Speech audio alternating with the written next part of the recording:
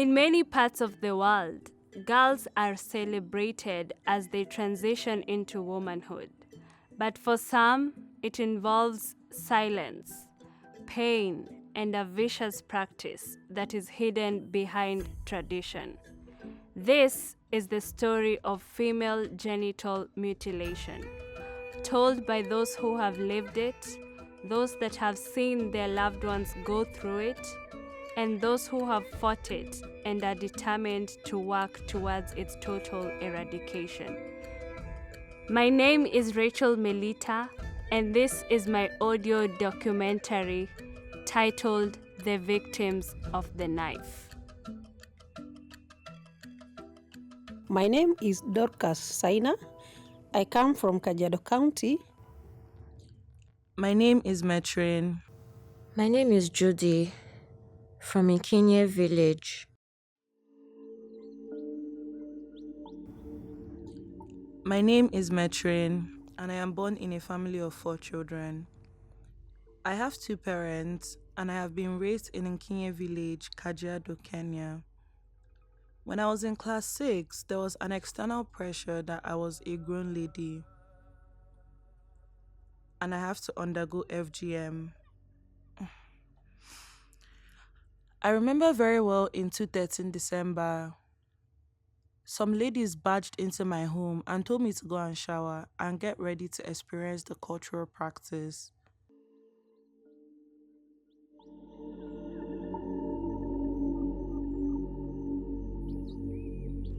They proceeded to perform the cut, and they had cut through my vein, and this led to me bleeding extremely. I was in so much pain that the women had to go and get me a doctor. I lost a lot of blood, I couldn't eat anything, and this experience scarred me. This experience changed my life, and it was even too shameful for me to tell my friends in school because no one in my generation was familiar with this. I had to defer from going to school for a while, and this made me fall behind when it came to my studies. I was mentally scarred, but what gave me hope was that my grandmother had stopped performing this practice on other girls when she saw how it had affected me. At least other girls won't experience what I had went through. The other thing that had thoroughly affected me was dropping out of school. I got pregnant and the boy had refused to marry me because I had done FGM. He said I was too much of a grown woman for him and he would prefer a younger girl. I stayed at home in 2020 and went back to school in 2021. Even then, I was chased from home by my parents because I was too much of a grown woman according to them. Honestly, I'm sorry. The idea of not being able to go to college had changed my life. But thanks to Agnes Lena, who I had met later on, who owned an NGO that helped girls like me, I was able to get an opportunity to study a certificate course, and I am hoping to further my studies one day. And this is my story. Thank you. My name is Judy from Ikinye village, Kajiado, Kenya. I just want to say that FGM is not good because when a girl gets caught, she becomes a woman ready for marriage despite her age. After undergoing FGM, girls' mindset shifts from being a child to being a grown woman, leading to engaging in unproductive behavior. FGM distracts young girls from pursuing education because they feel they are grown enough to engage in grown-up activities. I think maybe it's a psychological thing. For me, I dropped out of school after going through the courts because I got pregnant. At that time, I had no choice but to accept to be married off to a man that I don't even know. All those factors are contributed due to lack of knowledge. The truth is, when you drop out of school, you end up getting married to any man they choose for you. Another challenge I had was when it was time for me to give birth. I experienced a lot of pain because of the scar that was left after the cut. And the worst thing is, I didn't even give birth at the hospital. I gave birth at home with the help of old local women that had no experience. I honestly think it's only God who has helped me survive all those difficult times. That's all I have to say. My name is Dorcas Saina. I come from Kajiado County. I'm here to talk about female circumcision. I'm a survivor of female circumcision, which was done to me when I was barely 13 years. This was pushed through by my own mother because she wanted me to become a real woman, and therefore I accepted to undergo through the practice. It was very painful and I actually regretted it later. After circumcision, I was married off, and this happened when I was still young. I didn't finish the school. After the marriage, I gave birth, and it was a very painful experience because of that female circumcision. I'm therefore come here to advocate for my young girl whom I wouldn't want to see her undergo through this practice. I want my girl to achieve her dreams because I want her to finish her studies.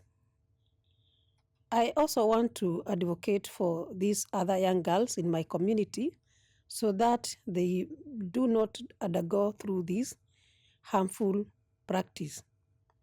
It's not a very good experience because on my side, it did much more harm than good. Thank you. My name is Miriam Santau, and our story today is about female genital mutilation. I'm going to be asking the locals a few questions on their thoughts on eliminating female genital mutilation in their community. Hi, Hi, what's your name? my name is Ruth. Yeah. Okay, I have a few questions for you. Mhm. Can you describe what you think about FGM? FGM is removal of female genitals. Hizo. Yeah. Okay. How many women and girls are affected by FGM? Karibu milioni 230. Do you know the types of FGM? Kuna infibulation. And many Sema tu more. zile unajua. And many more. How does FGM affect the health of women and girls? Mtu anaweza kufa. Mhm. And bleeding. Mhm. And others. What are the psychological effects of FGM? Depression. Mhm. Anxiety. Yeah. Sawa, thank you so much. Habari yako mama? Mzuri, Kwa majina zako ni nani? naitwa Purity. Okay. Kuna maswali kadhaa nitakuuliza. Kulingana na wewe, tohara ya wasichana ni nini? Tohara ya wasichana ni kukata sehemu nyeti ya msichana. Okay. Na ni wamama wangapi na wasichana wangapi wanaathiriwa na tohara ya wasichana? Zaidi ya milioni 1. Okay. Unaweza tuelezea aina za tohara ya wasichana? Kuna ile kutoa kabisa na kuna ile tu kukata kidogo. Haya, tohara ya wasichana iko na madhara gani kwa hawa wasichana? Kuna bleeding na pia huleta madhara ya kifo. Tohara iko na effect gani kwa afya ya hawa wasichana? Huwa wanashikwa na depression, huwa wanajidharau na pia huwa wako na aibu wakiwa mbele ya watu. Na iko na madhara gani ya kimawazo kwa hawa wasichana na wamama? Depression, kujidharau, pia aibu. Yeah. Asante sana, nimeshukuru. Karibu. Ruth described FGM as removal of genitalia. She named infibulation as a type of FGM. She states bleeding and death as health risks caused by FGM. She added that depression and anxiety are the psychological effects. On the other hand, Purity said over 1 million girls go through FGM. She talked about the complete removal of genitalia and removal of some parts as the types of FGM that she knows about. She mentioned bleeding and death being the health risks of FGM as well. Last but not least, she said that girls get affected mentally by this practice as they go through depression, self-pity, and shame.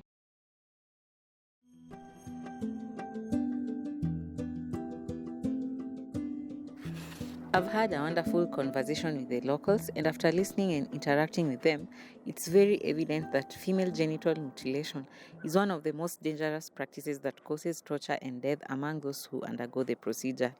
The practice has no health benefits for girls and women and can result to serious problems like severe bleeding, pain during urination, menstrual difficulties, infections, as well as complications in childbirth and increased risk of newborn deaths.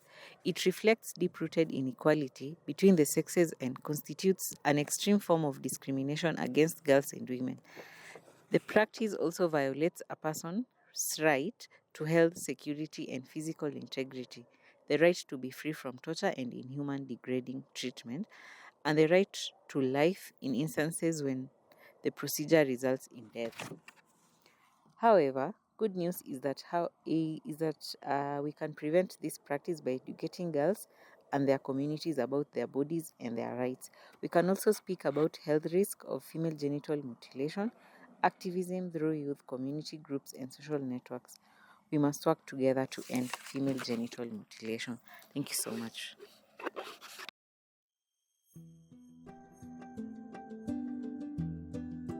So my name is Daniel Soloi Manei, and I work for Ilaramata Community Concerns as a project officer in charge of the gender justice and climate justice programmatic pillars.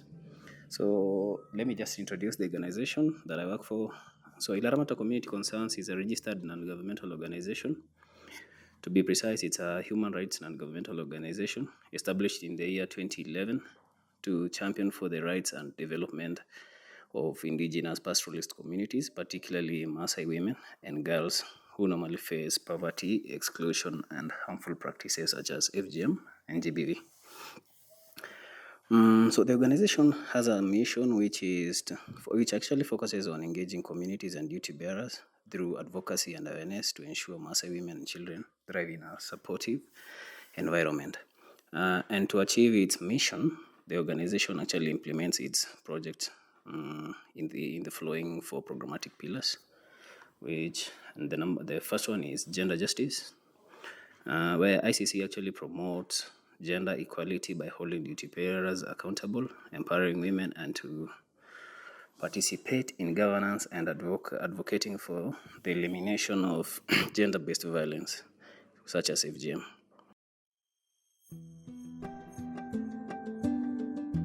Hi, my name is Sompet Shankar. I'm a fourth-year student studying peace and conflict.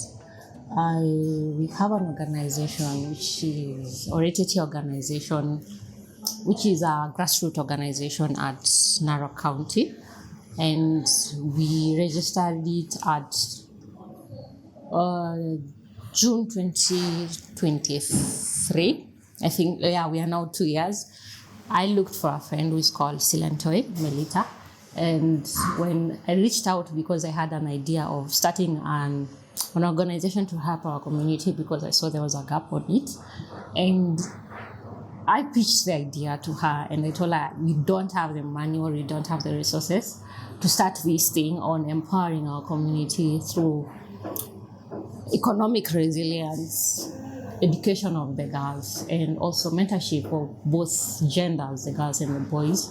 So we came up with this idea on November and we really tried. We talked among the three of us with another lady who is called Nella, and we really tried to look for the things and brainstorm among the three of us to really see how the mentorship could go. And we did our first fundraising. We got 10,000 and we bought 8 boxes of sanitary towels. We took them to a compassion school in Suswa town, and it really helped the girls, around 185 of them. That is the most important thing that we really did. And this is an idea we have to help them to integrate with our elders and the Morans in our community, which are the Maasai, and try to have an holistic talk on how the importance of the girls going to school and also stopping the culture of progressive practices that we used to do, like FGM, which is really affecting the girl child.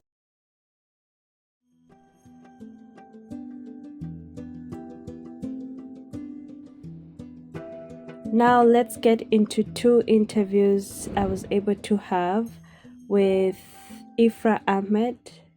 She's a social activist, and I was also able to talk to Mary McGuckin, a film director and producer based in Ireland, and she directed the movie A Girl from Mogadishu, and this film is based on Ifra's testimony about FGM, her whole experience. I'm Ifrah Ahmed, and Ifrah Foundation is the organization based in Ireland. We work with women in IDD camp and refugee camp where women are displaced. We work with religious leaders and media, and we also work with the government. And I also saw the film A Girl from Mogadishu, which was based on your testimony, and it also showed how you fought to campaign for the end of FGM. As you know, in our community, where is Somali or other national, it's very hard to speak on practice FGM because of, as we know, that FGM is cultural practice, and from our community, they believe and the young girls it's very difficult to speak. So for me, I choose to speak out because I had the current, especially I live in Ireland, so that is when the other team has given me opportunity to speak out. But you know, it's not really easy someone to stand up and speak about FGM. And how hard was it to shoot the film in Somalia? Basically, the movie was not shot in Somalia, but it was shot in Morocco as part of Africa, Belgium and Ireland. It was from Ireland, Morocco, and Belgium. I won't say much. I see many young women. They do really when they are circumcised. They run away from FGM, but many people they left their own country because of different religion, like you know, violence, FGM, other issues.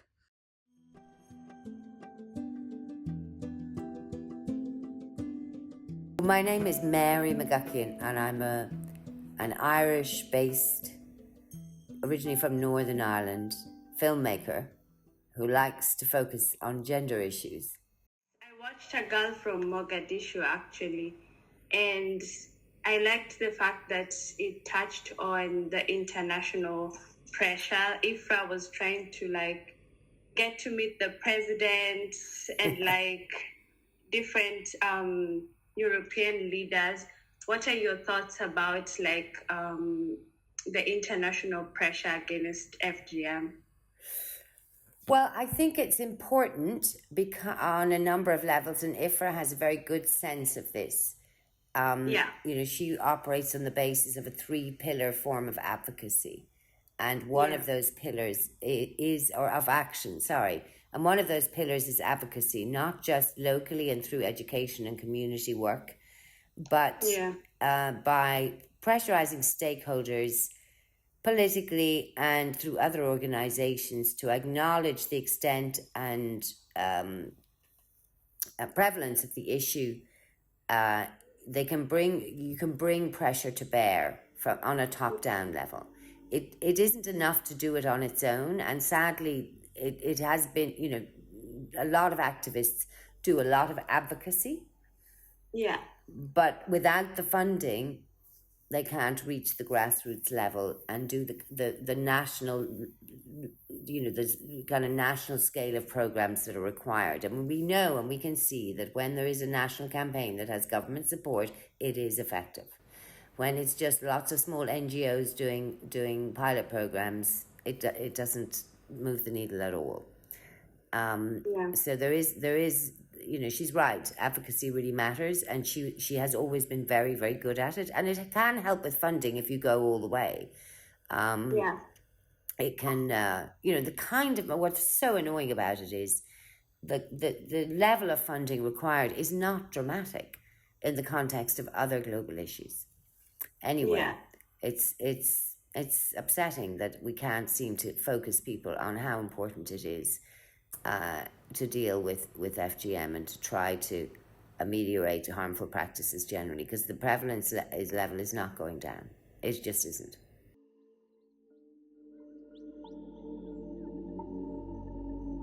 You actually wanted to know more about the Cut the Garment Not the Girl campaign. And it's actually a campaign that was launched with a powerful vision to actually help former FGM practitioners, or as we normally call them, ex-cutters, to find a dignified, sustainable alternative to the harmful practice that is. So the program actually offers these women tailoring and dressmaking classes. And after completing their training, the women are supported by the organization to produce or to make school uniforms, which are later sold to the nearby schools. The nearby schools are around 10 schools. So far, that former cutters have successfully gone through the program, and their transformation had played a key role in reducing FGM cases in Dalala Kutu Quad, where we operate.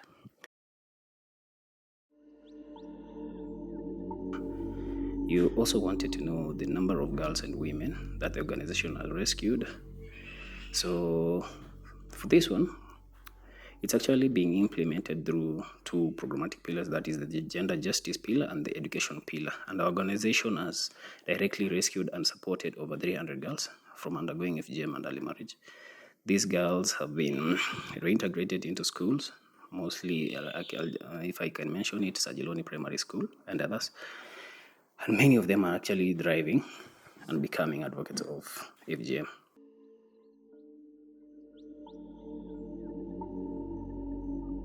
What do you think is the way forward when it comes to things like gender-based violence and FGM, things like that?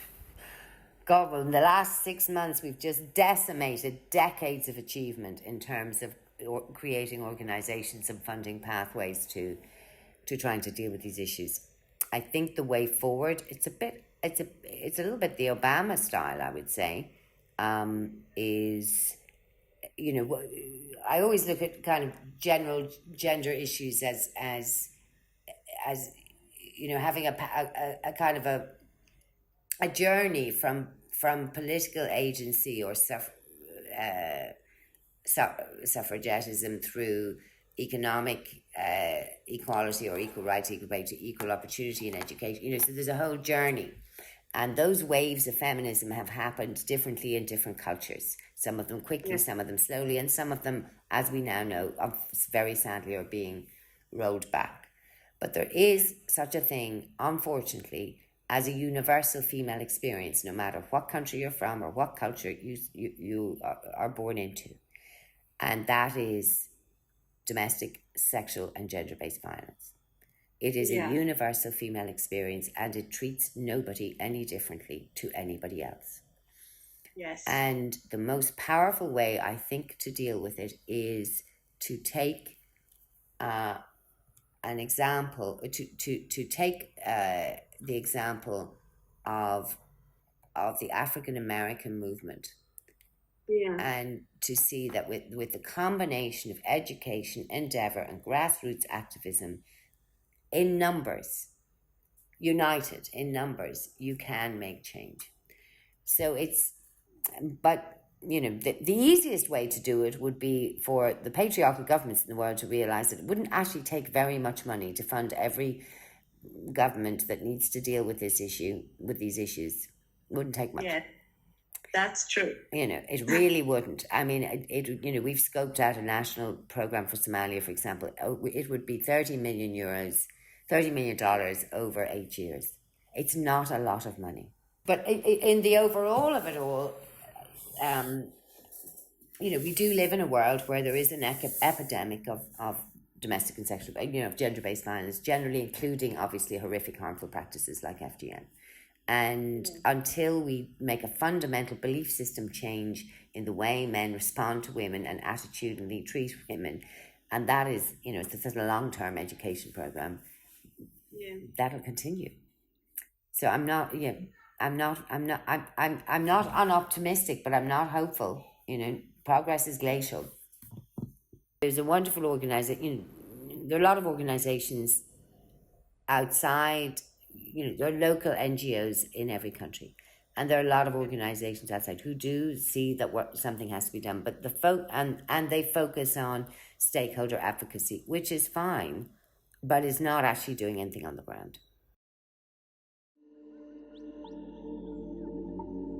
So really, it's as we keep saying, it's not a difficult thing to do if the people in charge would just do it. But they have, they've no skin in the game. It doesn't really matter to them, and they don't get how important it is. And until we can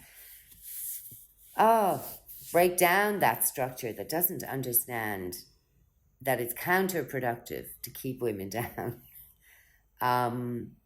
it'll be hard to see progress at speed.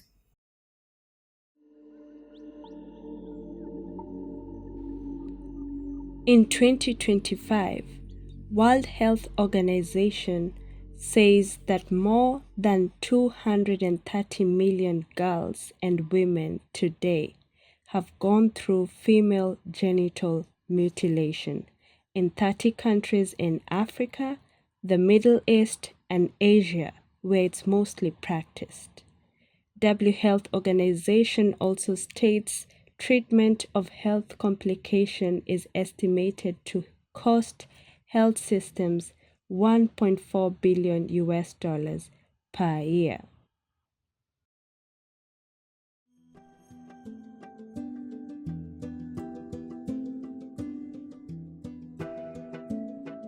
This is a sad reality to many young girls and women who have and continued to endure female genital mutilation. This cultural practice has no benefits and is a total violation to human rights. The question is, how many more will go through torture, and how many more will have to die in the name of tradition?